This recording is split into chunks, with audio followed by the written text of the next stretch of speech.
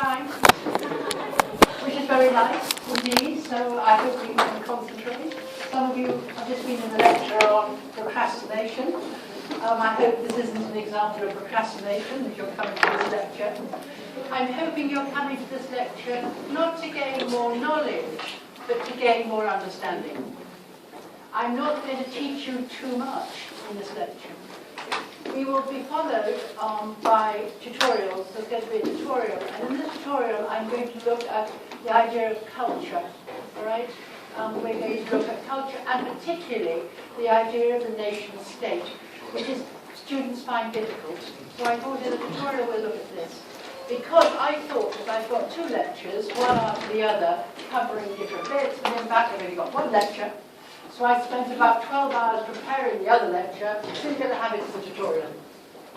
This time we're going to look at as if you've only done one chapter of globalization. Is that the case? You've done one chapter on globalization. You've done two? One you've done Castells and the thing about what is globalization, is that right? And then number two, you'll be able to look at economic and cultural and political. So I thought I'd look at this to update some of the things that have been going on. But again, like the one on procrastination, you're going to be talking with me, you're going to be talking to each other. It's going to be very interactive, I hope, please. And it's an opportunity for you to ask me any questions at all.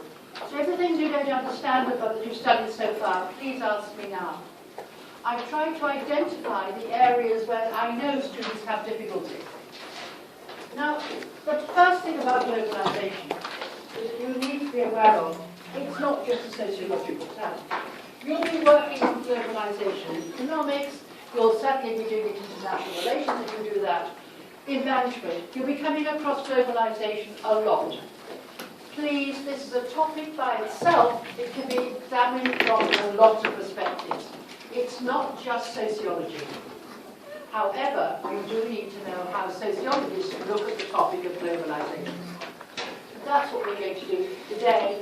I'm going to look at some of the terms we use in our exam questions, where students get mixed up. Words like myth, technology, nation state, etc., where people don't quite know what we expect. Now, we won't have a break because you've only got 2 hours. Is that okay? But I'll slow down in the middle of it to get you to think. All right? So I hope you've all had lunch. I hope you've eaten well. And I hope you're ready to start. Just let me start. Last night before last, I got up because I couldn't sleep. I got an email, and the email was from Houston, Texas. That email had been given to, the person who was writing that email had been given my email address, by somebody from Turkey. He wrote to me and said, I gather, I want your advice. Why do you want my advice? Because somebody from LSE is coming to interview me today, on Friday. I want to know a little bit more about the course that I'm going to be interviewed for. The University of London course in Moscow. So listen, I'm in Singapore, from London, travelled on Emirates, seeing the fireworks in Dubai, coming here, Singapore, communicating with somebody from Turkey in Houston, meeting somebody in England with an opportunity of teaching in Moscow. Now, could that have ever happened 10 years ago? Absolutely not. Something has changed. Something amazing has changed. What has changed? Technology's changed. Technology has changed dramatically. Notice I just don't say the word technology. Technology has changed. It enables me to speak on Skype easily, clearly to Houston in real time. I can do it. Technology has allowed me to fly from London to Singapore. Technology has allowed the email correspondence and the Facebook correspondence with these various people. It's allowed this to happen. That's one. The other thing is that I know it's able to happen. I know that I can speak to somebody in Houston. I know when I write the email, I can say, let's talk on Skype. That's important. This is culture. I know I can do it. I know it's perfectly acceptable to ask somebody to do this. He didn't bother to ask me what on earth I was doing up at 5 o'clock in the morning in Singapore. He just assumed I would be. Communication is instant, communication is clear, and we know. We see the world as one place. We don't see the world in terms of our little nation state. We see the world in one place. Remember, when I first came to Singapore in 1986, no, sorry, 88. 1988 when I first came, before you were born, you couldn't bring videos into Singapore. You couldn't. Videos had to go through the censor. All had to be censored. Now you can see anything. I knew about the Little India riots immediately. Immediately wrote to Sylvia. Voila, what's happening? So she could tell me, oh, I didn't know that. Oh, I better check. I knew before she knew. I know that I can see the world as one place.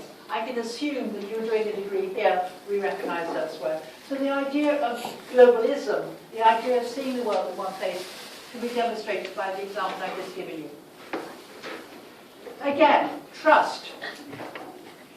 Again, we can trust these messages because we know that people were interacting across borders. We're not interacting through the nation state, we're interacting across borders. So really things have changed dramatically. So you really can't say that globalization hasn't taken place. We have got globalization. It's the extent and the effect about globalization we're talking about now. So I think it's something we really need to be aware of. Right. And the idea that we're aware of it one place, we're aware of risk. For example, the risk about what's going on in Japan at the moment with radioactivity, we're all aware. We're all aware of the risk about conflation in the Middle East, what might happen.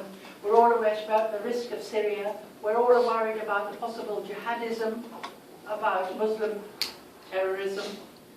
We're all aware of what's happening in Sri Lanka and the effect on India and the effect on exports, on the diaspora. There are 500,000 Indians living in Singapore. Right? So again, we are living in a very much a globalized world. So we're not really talking about has it happened or has it not happened. We're talking about the extent and the causes and the effects. Right? So the early work was actually looking about what has happened. We know it has happened. Now, I'm afraid the first thing I'm going to ask you to do is to do some work. And looking back on your sociology, right? Why are sociologists interested in this topic of globalization? Now, can I give you a hint? Some of you came to my tutorials before, in November. What are sociologists interested in? They're interested in sociological problems. So can you give me at least 4 reasons why sociologists are interested in globalization? Now write it down, just don't write one thing. If you write it down, why are they interested? I don't want you to talk together, but I want you to write down 4 reasons why they're interested.